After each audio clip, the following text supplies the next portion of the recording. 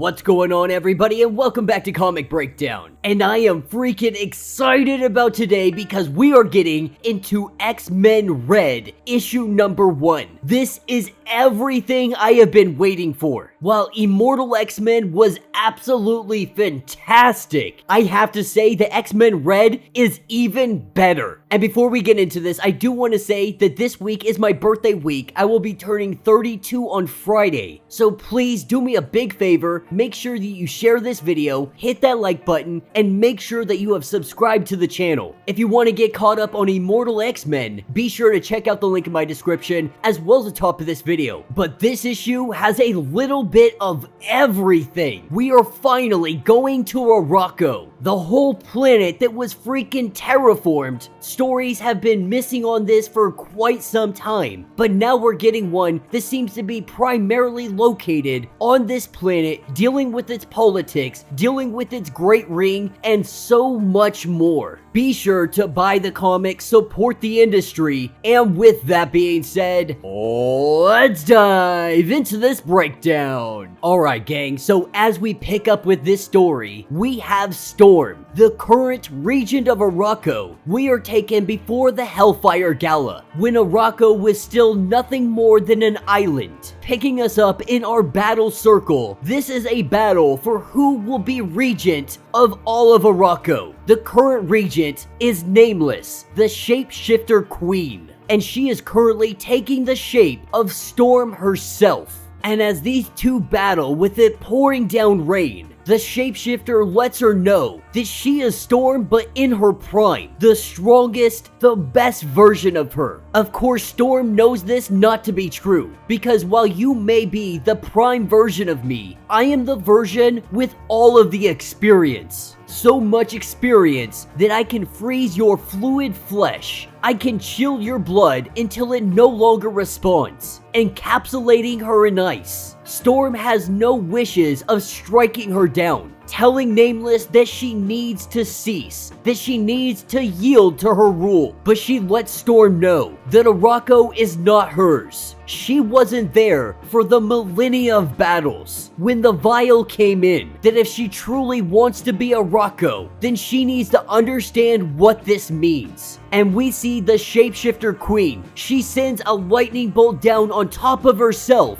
ending her own life.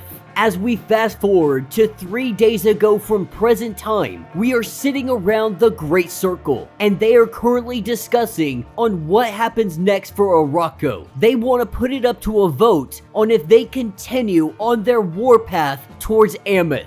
And the whole time this conversation is going on, Iska the Unbeaten, she keeps on throwing those low jabs at our new Regent, calling her queen, calling her majesty, all of these names, acting as if she is some kind of overall ruler and dictator. The truth is, that's not what Storm wants. She has gone out of her way to try to make sure this is a democracy of some kind, that this council is here, everybody has a word, but from the outside looking in, everybody sees her as the Queen of Mars, the Queen of Arakko. Taking us elsewhere, this is where we are picking up with a fisherman, currently making his way back home with his daily catch. This is when he runs into Magneto. He has just recently been off of the Quiet Council. Now he is headed up to Arakko to try to find some kind of new safe haven, an opportunity to build something new. Having a conversation with this fisherman, it gets off to a really bad start. Eric, right off the bat, is being rude to this guy, coming off as very snobby, very egotistical, and the fisherman puts him in his place, lets him know, like, do we have a problem here? This is where Eric, he really puts himself in check, recognizing that he's not being very welcoming, so he tries to step it back a little bit, tries to let him know that he's looking for some seclusion, an opportunity to be away from everybody, with the fisherman letting him know that this can be your seclusion, this can be your isolation, this little island away from everybody else on the mainland of Arakko. Not very many people come here, so if you want to build a home, just make sure you keep the door open. As the two of them begin their conversation, the fisherman asks why Magneto is here, and this is where he really just dumps everything on him. Lets the fisherman know that he tried to build something, a great work, a dream of something perfect, something to balance everything that he had lived through, after everything that he had lost. But when he tried to make this dream, it broke apart. It shattered into pieces. And there are those that see him as the monster. The truth is, he just doesn't have it in him anymore. He has nothing to say, nothing in him, nothing left. The whole time they were having this conversation, he was manipulating metal, and in doing so, he created a giant castle. This castle is known as the Autumn Palace. This is the comfortable grave that he plans to die in. Now that's what's going to take us to Port Prometheus. This is the port on Arakko for all outside worlders, aliens, and so on and so forth. But at the bar, we have two individuals, Roberto da Costa and Kobach Neverhell. Meeting for the first time, the two are going back and forth, having some drinks, swapping some stories, having a relatively good time. Now this little joint here, this bar, it belongs to Sunspot, aka da Costa. With it being a relatively quiet day, everything seems to be going smoothly until we have the arrival of Vulcan, messing with a diplomat from the Shi'ar Empire. He really is just flaunting his ego, saying that he led the Empire to true greatness, that he is fire and he never died, with Gladiator taking over the throne, giving it to the daughter of Xavier, but it was never his to give away because Vulcan never died, saying that maybe it's just the fate of a Summers to kill an Xavier, with Roberto stepping in, letting Vulcan know that it's time to chill out a little bit, letting him know that he is not passing the vibe check right now. Vulcan doesn't care. Now he's heard of Sunspot. He knows that his powers, they work by solar energy just like his. But he doesn't have to take his from the sun like Sunspot. Not when he can take it from him. And Sunspot, he's not even trying to use his abilities. What he is doing is just avoiding every single one of Vulcan's punches. Because Sunspot's a guy that has had to fight without powers before. And once you know how to fight without powers, fighting with powers is something that comes very easily. And with Summers just continuing to go off at the mouth, talking about how he's king, how he's so awesome, how he's a ruler, so on and so forth.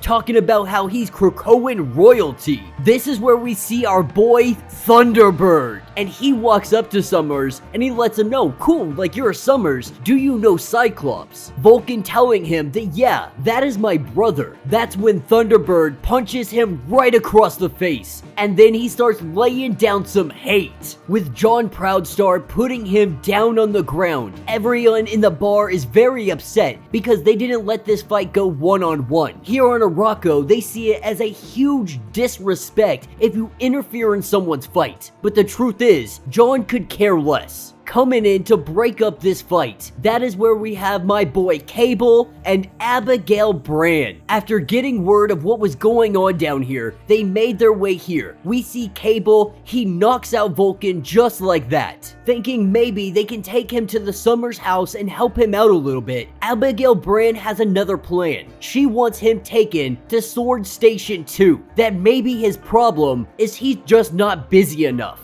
Of course, Proudstar, he's not happy about this, because Vulcan came in here trying to start all kinds of craziness, and now you're gonna give him a job. Cable lets John know that he needs to stand down, that if they had gotten here before any of this happened, they would have resolved this very peacefully. You guys all escalated this situation, we came in, we de-escalated it, letting Proudstar know that he has to watch his temper. This is what got him killed once before, trying to tell him that he could learn a lot from his brother. Saying those words only made him more furious, with Abigail Brand breaking this up before Cable and Proudstar go at each other's throats. They take Vulcan and they get out of here. Abigail Brand letting John know that his invitation on Arakko, it has now been revoked, that he needs to leave planet, with Sunspot letting him know that if you ever make your way back here, why don't you come have a talk with me? Taking us over to the Great Ring. They have all just voted on war or peace, with the votes being split in half.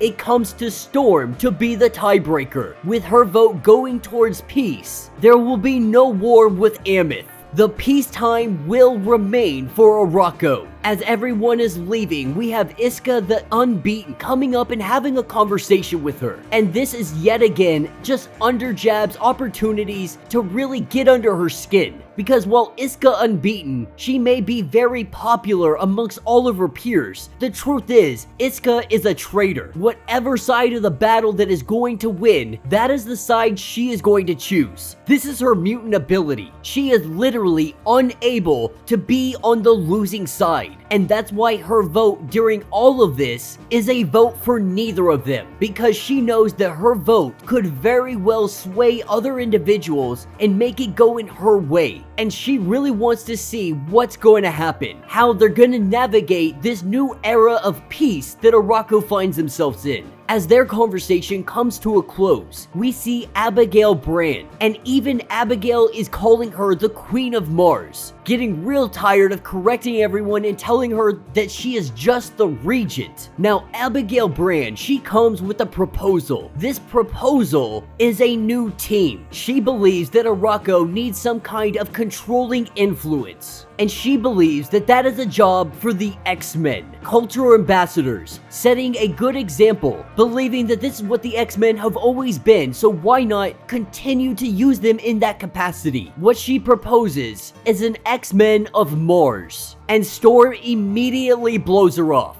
says that she doesn't think it's a good idea, go ask and talk to somebody else. As she walks to the Regent's seat, she cannot help but think to herself and have flashbacks of Nameless, finally starting to recognize how people on Earth may have seen her. She is so tired of being seen as a god, as a queen, as a ruler, as a tyrant, as any of these things. We see lightning bolt coming out of the sky and she destroys her seat, saying that there are no more thrones on Arakko. Taking us back to the Autumn Palace, we are picking up with the Fisherman and Magneto, currently sitting down just enjoying each other's company. As we start to learn a little bit about who this guy is, he is known as the Fisher King, but there is something very unique about him. He has no mutant abilities. That's not to say that he wasn't born on Arakko. He lived in the prisons. He went through all of the Vile. He stood side by side with every mutant that had been in those prisons. It's just one of those things where he never got mutant abilities, going on to let him know that it's not powers that make the Arakko. It's about the suffering that they endure, the trauma that they have gone through, and they continue to keep pushing on. This is when they rudely get interrupted, and that is because of Sunspot. And he has come here to make a proposition. Hearing that Eric is now setting up shop here, he has concerns about Abigail Brand, knowing that she has got to be up to something. She has started to be really more in the open about what she's got going on. She's got a plan for Arakko, a utopia to build, and Arakko has no say in any of this. And so he comes with the proposal that Mars needs the X-Men. This is when a fourth individual chimes in, saying that she was coming here to suggest something similar, but not the X-Men, because this is Mars. This is Arakko. To defend this place, they need to be of Arakko. If Brand is going out there looking for X-Men, then Arakko is going to need a balance to that. With Eric just a little bit confused on what this means, on who would defend the broken land, Storm enlightens him that it will be the Brotherhood. Alright gang, so this story, it picks us up a little bit in the past. We are at the Summer's home on the moon. This is where Vulcan has been staying for quite some time. Now Vulcan had first constructed some energy constructs of his dead friends, Petra and Sway. Well, this is a very, very powerful feat to do. He became disillusioned. These imaginary friends calling him Emperor. This really fed into the god complex that he had been building up, realizing how bad and how unhealthy this was, how dangerous Vulcan could truly be. And so they decided to try and do a little bit of an intervention to let him know what is going on, try to confront him and help him. Of course, he doesn't take any of this information well. As Xavier tries to go into his mind, we see Vulcan go freaking nuclear, though Xavier was simply trying to show him the truth. the entire Summer's home went up in a blaze. Now that's what takes us to present day. Abigail Brand seeing this opportunity to swoop in and take Vulcan for her own. Someone that is thrown off to the side. Someone that is dismissed by the entire council, even his own family. She is gonna use all of his insecurity and turmoil to bring him onto the team and be one heck of a weapon at her disposal. As she gathers up her sword team, Manifold has to ask the question, why are Krakoans coming to help Arakko? Shouldn't they be forming their own team, their own people? This is their world, their planet. Are they going to accept us as these somehow protectors, guardians of this planet? Abigail Brand doesn't seem to care if they're okay with it. She wants to more or less shove it down their throat, that they are gonna have to accept that we are its protectors. The truth is, Manifold knows all about Abigail Brand, knowing that she spaced Henry. Not only that, he finds it very much too coincidental that a freaking space station was falling down on his place, on his home, that it was just some convenient accident, as she calls it. But Manifold's got her number. He knows that this is BS, and he's not going to be a part of any kind of team. Before they can have a real chat, Manifold takes off. And this is where she gets an alert that there is something going on and they need to get out there right now. So we have Mentello, we have Frenzy, Random, Cable, and Abigail Brand. The newest member, of course, being Vulcan. They body slide in, jumping into the front lines. This is when they run into the progenitors. These guys are a worldwide level civilization of unethical space scientists with computer brains. They treat entire galaxies, entire planets, solar systems, everything as their own petri dish, gathering information from all across the cosmos. Usually they're not individuals that come invade areas such as this, but it's possible because of the new planet, the new soul system being announced to the world, to the galaxy, to the universe, that it is time they had a visit. Cable being the first one to charge in. We see one of these giant robots. It grabs hold of his techno-organic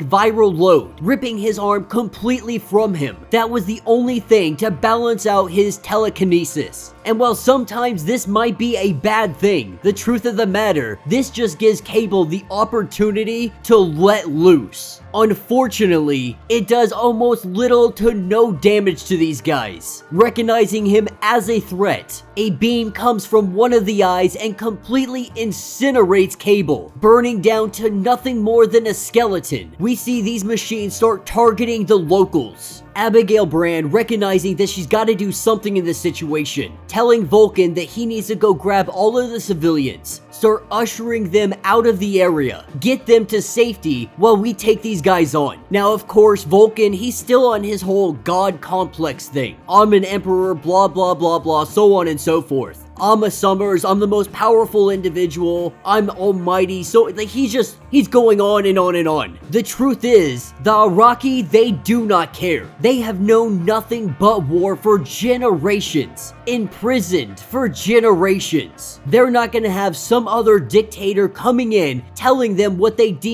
need to do or where they need to go. This is their home, regardless of how little power they possess. They are gonna fight, and they will even fight Vulcan if they need to. Vulcan asking any of them to step forward to challenge him. This is where we see him get frozen like a freaking popsicle. This is where we have the arrival of Magneto, Sunspot, the Fisher King, and Storm. This is the Brotherhood of Arakko, meeting Vulcan's challenge and putting him down in the dirt. The Brotherhood of Arakko, they are seen as heroes. Storm is accepted as one of them. Not only that, they have the Fisher King working with them as well, the one they refer to as the Unarmed King. The people are very welcoming to this brotherhood, and that's simply because Storm has earned her place. As they go to take on these beasts, they have the locals make a distraction, combine their abilities together, and make these giant monsters look at something else. This gives Magneto the opportunity to use the full capacity of his powers and rip their heads straight off their bodies. With their defeat, we see Vulcan, he starts to lose it. Sitting here frozen like a popsicle, the flame goes on and he charges full speed directly at Storm. As Storm Storm stands her ground. She simply reaches out her hand and grabs him by the throat. This puts him in full pause. Storm is not in the slightest concerned about Vulcan, as a circle of fire and lightning surround them both. She lets it be known that while he can manipulate energy, so can she. That he's an Omega level, so is she. That this is not a clash of powers, but a battle of will. That he may speak of a fire that is burning inside of him, a flame that is dancing in the wind. But the truth is, Storm is the hurricane. And just like that, Storm puts him down, letting it be known that there are no thrones on Arakko. Abigail Brand quickly realizing that she has underestimated Storm. She had orchestrated this entire scenario. This was all by her design. The truth of the matter, she is trying to cause a divide between Arakko and Krakoa. She wants to get rid of all mutants on Mars. Believing that someone needs to claim this planet, she wants to be the one to do so. To achieve these goals, she works with anybody that is willing to do so. That includes Orcus. She was hoping that the people of Arakko, they would see her team as nothing more than Krakoan, see it as a complete disrespect. This would cause more of a divide between these two nations. She is trying to divide and conquer. She didn't realize how big of a threat Storm had become, and so now she is going to be looking for somebody on the Great Ring willing to work with her. This is where we pick up a little bit later. Vulcan now completely healed up. Abigail Brand goes to do her manipulation, letting it be known that if you want these people to see you as something more than just Krakoan, if you want to earn the respect of the Iraqi people, what you need to do is kill their boogeyman. Because killing this individual, this would not only mean somebody out of their way, this would mean Vulcan is in fact on the Great Ring, an inside man for Abigail's team. The person that she wants him to kill is Tarn the Uncaring. Alright guys, so we are getting into issue number 3, and this is freaking amazing. Al Ewing has been knocking it out of the park, and this is hands down the best issue yet. This is everything I expect it to be. Our story starting us off in the hatchery. The Five are resurrecting Cable, and with his resurrection, at the entrance of the hatchery, we have John Proudstar.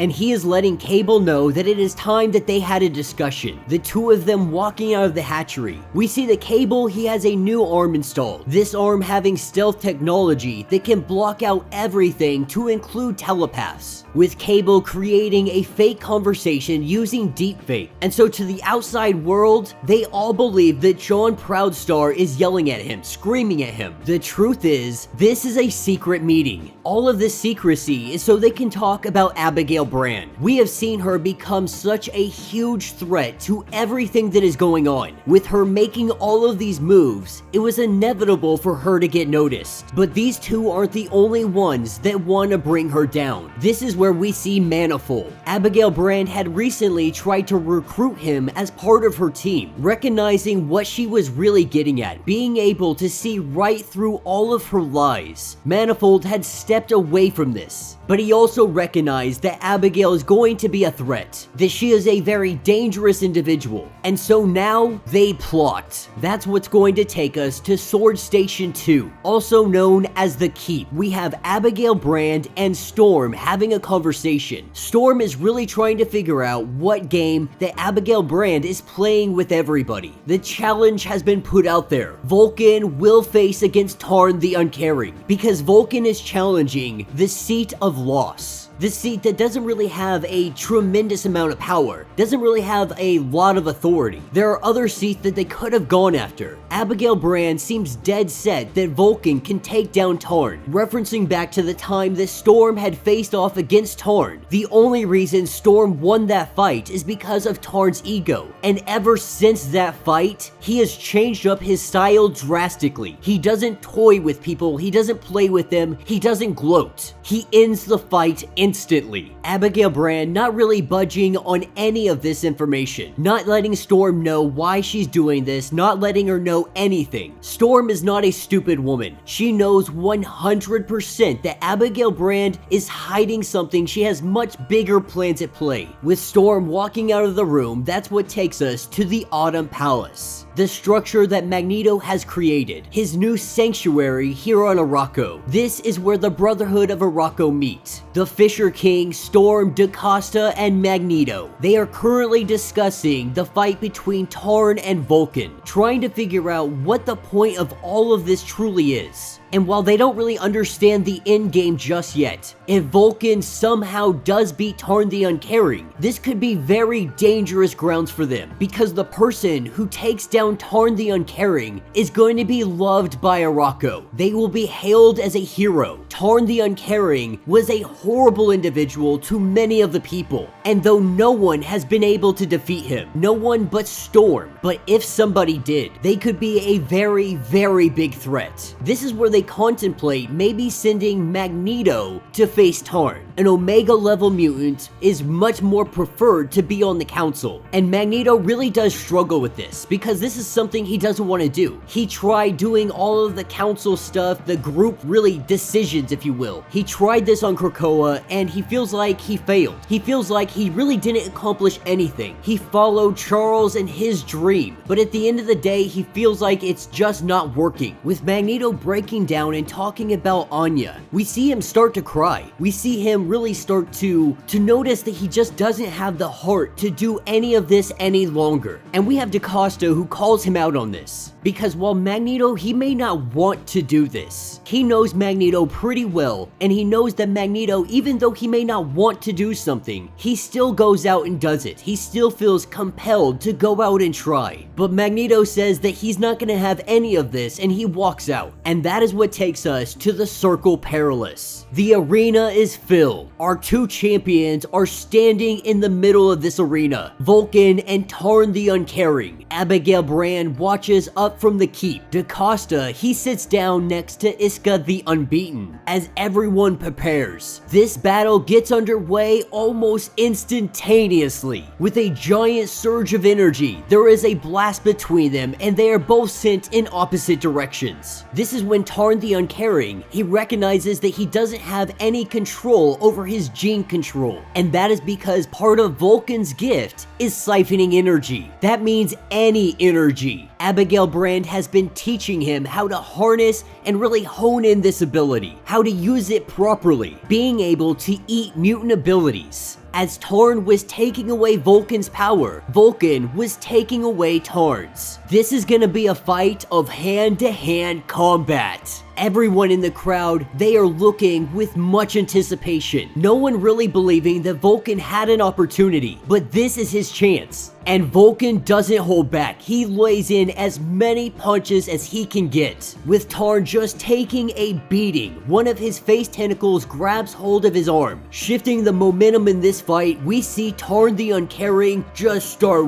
waylaying on him. Crunching his face, blood comes spewing out. Tarn the Uncaring letting him know that he is nothing, grabbing his arm and just snapping it backwards. He grabs hold of Vulcan's face and he smashes him into the ground. This is where we see the end of Vulcan, as Tarn with no restraint just beats his head into a bloody pulp. This fight has been won. Tarn the Uncaring is victorious. Vulcan lying dead. Tarn yelling out to the crowd asking if there are any other challengers that would like to take him on. This is where we hear the thunderous voice of Magneto. Unable to turn away, unable to ignore the stain that Tarn the Uncaring has put on this planet, Magneto is putting out the formal offer for them to do battle. Tarn the Uncaring slowly beginning to get his powers and abilities back. He stalls just for a moment, allowing these powers to become stronger so he could end this fight instantly. While this whole spectacle has been going on, Iska the Unbeaten and DaCosta have been having a conversation. DaCosta, he's really playing mind games with her, letting her know that she may be Iska the Unbeaten, that she is never beatable, but the truth of the matter is that you can still lose without losing. Iska is really not understanding this. With Magneto arriving on scene, Iska the Unbeaten truly does believe that Tarn the Uncaring is just going to wreck DaCosta, agreeing with her and letting her know that he bets Tarn will win. Iska, in a fit of rage, she goes right after DaCosta. This is how she loses without losing. She wants Tarn the Uncaring to die after everything that he has done, after all of the torture, all of the death. She has been waiting for the day that somebody takes down Tarn, with DaCosta saying, "I bet you that he is going to win." Iska the Unbeaten cannot be beat. If this bet were to be wagered, Tarn the Uncaring would undoubtedly win this fight. This is why she loses it. This is why she breaks. And this is also why she takes DaCosta's neck and she snaps it. As Storm rushes over there, she is too late to stop the murder, letting Iska know that she has gone too far. But she is in a fit of rage, telling Storm that she doesn't understand, trying to figure out why none of them are really comprehending what just happened, saying that it shouldn't be this way, that she can never lose. With her never losing, that means Tarn will win. She doesn't want him to win. As we move back into the arena, we see Magneto and Tarn. Enough time has now passed. Tarn the Uncaring is asked the question, do you accept this challenge? His powers now back at full capacity. He says yes. He goes to say something else. He goes to say, "I accept the challenge." But the moment he said yes, the battle begins. Before Tarn the Uncaring can even think, Magneto's helmet drops right onto his head. The rules of combat is you can bring an item that is non-mutant, non-magical, a knife, a staff, whatever you would choose. Magneto, he is choosing his helmet. His helmet, which blocks mental powers. This stops Tarn the Uncaring from being able to do anything. He is absolutely helpless. And that helmet, it is of course made of metal. Magneto closing his fists, Tarn the Uncaring begging for his life, begging not to die like this. In an instant, his head is squished. And so with his death, Magneto now sits in the seat of loss. Alright gang, so as we hop into this issue, we are picking up on planet Arakko. As we sit at the Great Ring, Magneto is the newest member, taking over the seat of loss. With both Storm and Magneto now on the Great Ring, we have the eyeball that sits on the seat of law, Aura Serrata.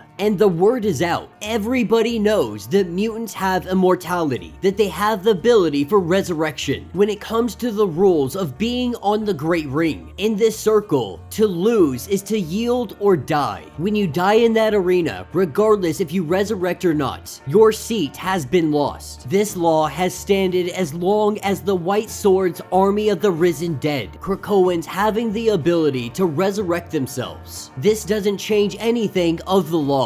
The people of Arakko, they do not choose to have rebirth. In fact, they see a type of honor in death, that everything will come to an end. Everything will meet its demise. Even things that claim to be eternal. The issue is, if you are not afraid of death, if you are not worried about you dying because you can just come back to life, do you make more reckless decisions? Do you not calculate every single consequence? Are you more careless with your life and those around you? And if the answer is yes, do you remain on this council? Can you truly serve all of the people? And so while they welcome Krakoans to this planet, the question is, do they open up the doors and allow them to be on the Great Ring? While this is all being discussed, Magneto turns to Iska the Unbeaten, asking her if she has an opinion when it comes to this matter, because with her mutant ability, she wins no matter what. If we want to get technical, there is no way to take her off of the ring. Her place is solidified because of her abilities. And this is what takes us to Krakoa. Down in the hatchery, we have the rebirth of Sunspot. And when Sunspot is reborn, we see Rockslide standing before him. Now Rockslide, he's had a pretty sad story since the Ten of Swords event, because he died in Otherworld. Dying in Otherworld means that you can't be resurrected like everybody else on Earth. That you can be resurrected. Your body will come back to life. But this is essentially a whole other person. A whole different personality. And as we get through through this comic, we're really gonna see Rockslide start to grow, and I'm excited what they're gonna do with him in the future. Taking us back over to the Great Ring, Iska is now in a position where she has to defend her seat. The truth is, she is unbeatable, and while she could technically die, there's not really a position where she could lose a battle in the arena and have her seat taken over. This is when she lets everybody know that she is simply holding the seat for her sister, for Genesis, that when she does return, this seat will belong to her. And that's very interesting because we haven't heard much about Genesis, not since her and Apocalypse had taken off.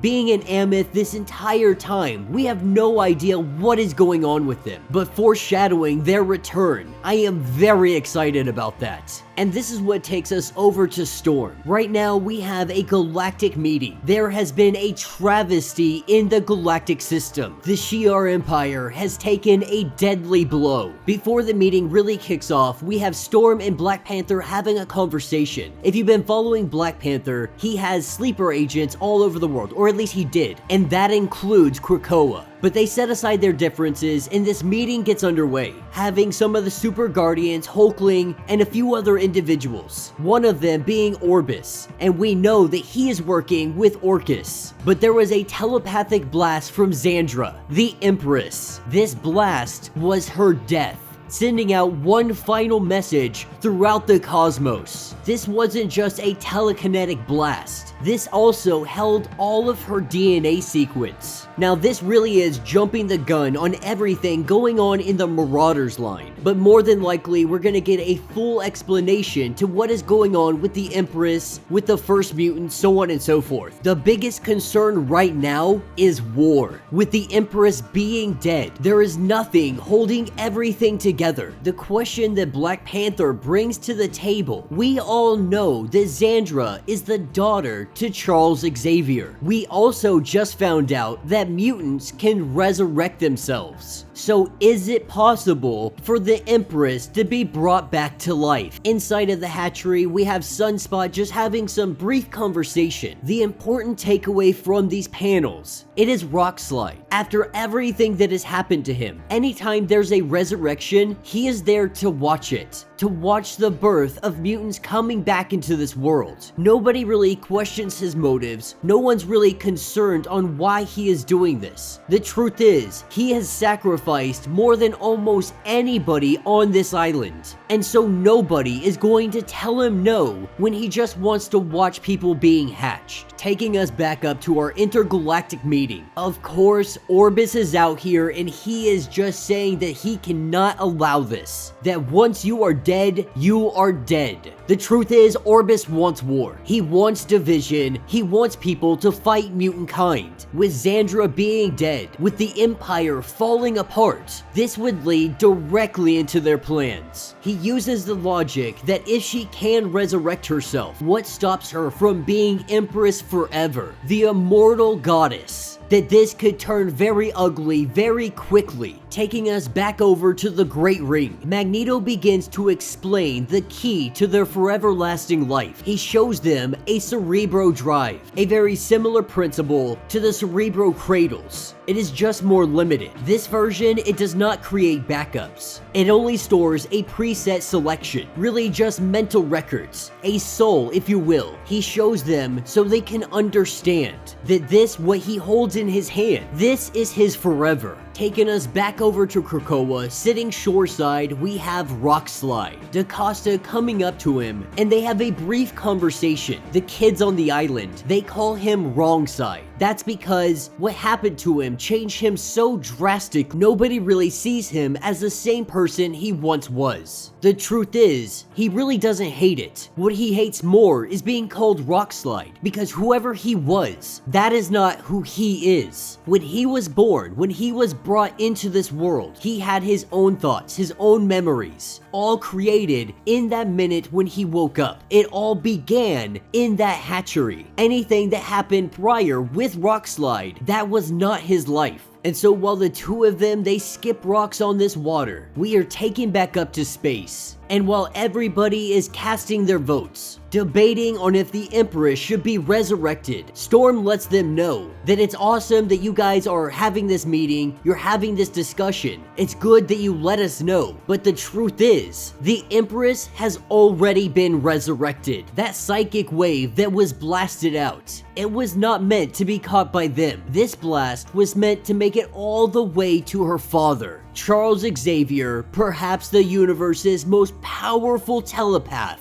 He gets this information. He finds out about the Empress's death, calling out to Hope and Sinister. Together, they are bringing back the Empress. With the meeting up in space now coming to its end, we have Nova, who is saying he wants to go visit Krakoa. He knows that something is coming. The Reckoning War had been going on. There's just been a lot going on up in space. Wanting a break from everything before whatever is coming truly hits them. What he is asking for is a little vacation. Hopefully, this means we're gonna see him playing a more active role as things go forward, taking us back over to Sunspot and Wrong Slide. He talks about how he would really like to go to Otherworld and he would like to die. That way, when they resurrect somebody, when they resurrect him, it's going to be somebody brand new, somebody with a completely different personality, but someone that can see this world and appreciate the beauty that they live in. What we're seeing is this is not Rock Slide, not any way, shape, or form. This is a whole new character, a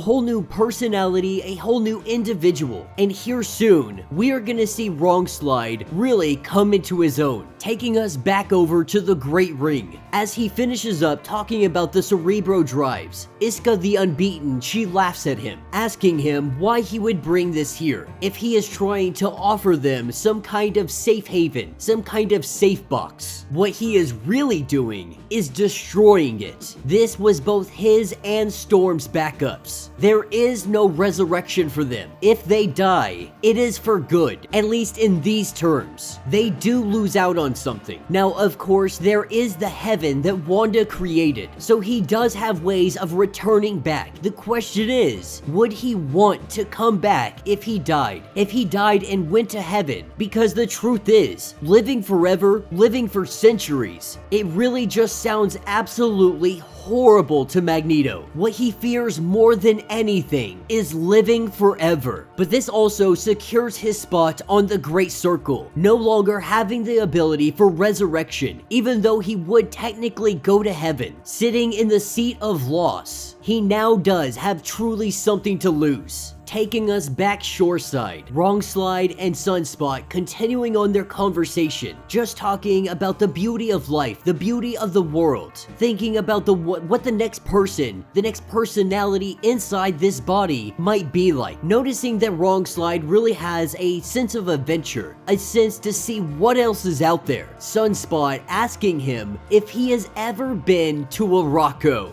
Alright gang, so as we dive into this issue, we are picking up on planet Arakko at the Great Ring. T-minus 1 minute before Uranus makes landfall, before he is teleported in by the machine. Abigail Brand has come to the Great Ring, giving them warning, letting them know that Destiny has seen the Eternals attacking. This is something that is going to affect all mutant kind. And on the Great Ring, they do have an Omega Seer, much like Destiny herself. But she has no intention of letting them know anything. She simply sees and lets it unfold before them, believing that interfering is the wrong course of action. The events need to play out exactly as they are, more or less confirming that this attack is imminent. Iska the Unbeaten, she has to ask the question, where is Storm? Where is the Regent of Soul? Of course, she is down with the Quiet Council, which is something that we haven't seen yet. We haven't seen her at all in either of these books. Anything that has gone on with Judgment Day, Storm has been missing from the equation. With only 15 seconds before Uranus gets here, the timer they are completely unaware of, they have no idea how imminent this attack is. Cable starts to draw out the battle plan, lets us know who our enemies are, what they are capable of, and how they're gonna have to combat this. He knows that they're probably gonna do a psychic attack against Krakoa. He knows that they do not want Arakko being able to come to the rescue of Krakoa. So he believes that whatever they do send at them, it is going to be drastic. It is going to be an entire arsenal, more than likely an overwhelming force. As the timer gets down to 0, we see the blinding blue light. Uranus is coming. As the Great Ring prepares for this battle, Magneto lets Iska the Unbeaten know that she needs to be ready. With her power, she is going to have to be the first one to act if they are going to ensure their victory in this battle. The only problem with this is Iska the Unbeaten. Her mutant power is to not lose, even when that means switching sides. Not the first time that she has ever done this. Definitely not gonna be the last. We see her go against the Great Ring, decapitating one of the members known as Idol. Recognizing that as she has switched sides, that means somebody has to take her off the board. In a moment, we see Nightcrawler poof, grab hold of her, and the two of them disappear. And this is when the Undying greets the mutants, letting them know that they have deviated excessively, and he has been given 1 hour to correct this. The armories of Uranus have been deployed, committing almost all of their forces. 11,000 mutants have already died, and that is in the first 30 seconds. Above the skies all across Arakko, the sky shimmers. We see weapons armadas coming from all over. Different weapons, different doomsday devices that Uranus has been keeping in these armories. From the Morrowlands all the way to the skies, Arakko is under a full-scale invasion. These attacks are coordinated. They are perfectly timed. The mutants of Arakko have no opportunity to regroup and fight back. It is just a matter of surviving this assault. The mutant known as Aura, the Giant Eyeball, the Omega Seer, letting Uranus know that the eye of the law is upon him, trying to make him stop, trying to cease what he is doing. Uranus is unfazed, knocking Aura straight to the ground. This is where we have the arrival of freaking Legion. Uranus believing that he looks very interesting. Legion tells him outside. The two of them flying up into space. This gives the members of the Great Ring an opportunity to regroup as they are trying to assess everything that is going on. In the matter of 35 freaking seconds, we see Uranus return back down to the surface, and Legion is gone. Lotus supplying Magneto with as much metal as he can possibly take on. He shoots a continuous wall of shrapnel directly towards Uranus. And this is actually a very rare occasion. The mutants of Arakko, they're not one to do circuits. Circuits is when two mutants get together and they combine their powers, making them more powerful, making them do feats they never thought they could do, such as terraforming Mars or being able to resurrect people, such as the Five. What is even more rare is when we have Omega circuits like Magneto and Lotus. The truth is though, this battle has already been lost. Iska the Unbeaten had turned on them immediately. Legion was taken out in half a freaking minute. It is only a matter of survival at this point. Over the course of the next couple of minutes, we have the Brotherhood of Arakko who is putting up their fight. Nova is dueling in his fight. Iska the Unbeaten has gotten rid of Nightcrawler. She finds herself in the ocean being trapped by a monster, the one known as Sobenar. As she tries to free herself, Magneto is trying with all of his power to be able to hold Uranus, wrapping him in as much metal as he possibly can. Between the magnetism and the telekinesis, they are actually being able to fight him. He even believes that this is impressive. Unfortunately, it is just not enough.